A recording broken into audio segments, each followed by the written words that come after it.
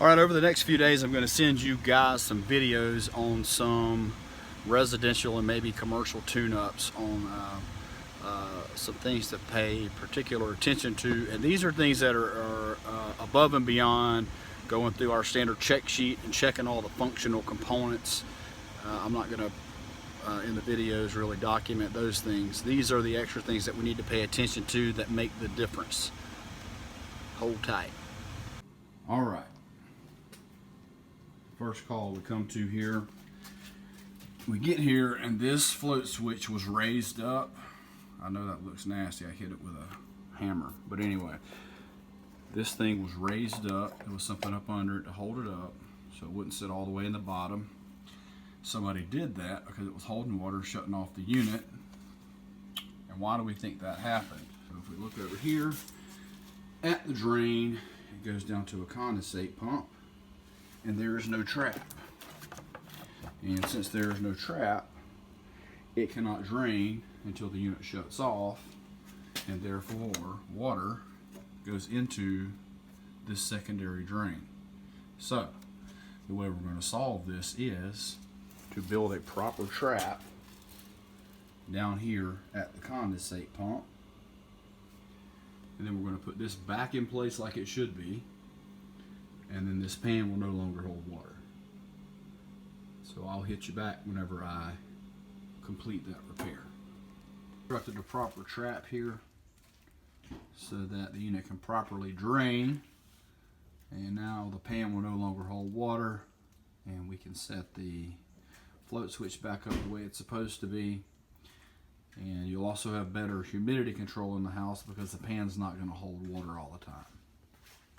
You can see right here where we have an air leak and some condensation issues where this tube from the condensate pump comes up. So we're going to seal that hole. Issue here that stems from the install, and it's not really a technical issue that causes a problem. It's an aesthetic issue that looks bad. We're going to take this wire for the float switch, and we're going to run it inside the air handler up through the cabinet into the electrical compartment, and then we'll break it up there. Second thing we found here is a blower wheel that needs to be cleaned, and we brought that to the attention of the homeowner, and they agreed to have that taken care of as well during this tune-up. So here we go down. Replaced the media air filter.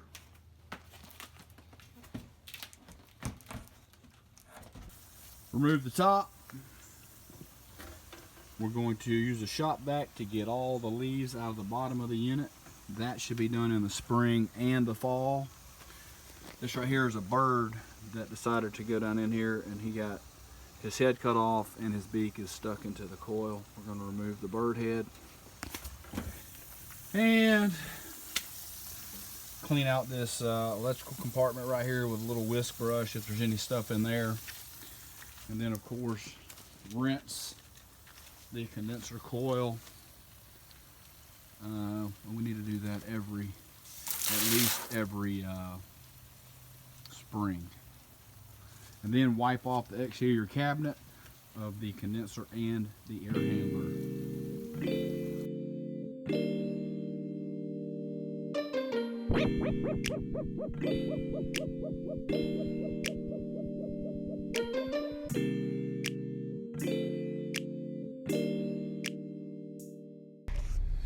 Just remember, you got to check all those things. You got to keep them clean inside and out.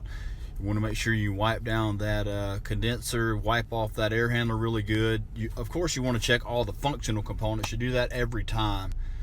But what our customers see is the outside of that unit and how well you take care of it. So just make sure you do a good job there every time. Until the next video, I will see you later.